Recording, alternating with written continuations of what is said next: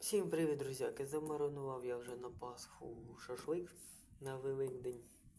У нас тут свинина, стегно свиняче і трошки додав сюди курячих крильців. Що в нас сюди входить? Цибуля, сіль, приправа до шашлику, перець, оцет, вода і соєвий соус.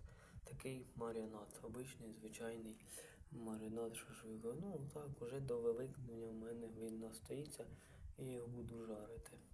Свиняче м'ясо стегнове, це задня частина, і трошки крильців курячих. І отак будемо смажити на Великдень, будемо їсти такий шашличок, друзяки. Як буду смажити шашлик, звичайно, зніму я відео. Всім пока-пока. Підписуємося на канал, ставимо лайки, ставимо дизлайки. Відео вже скоро буде завантажуватися.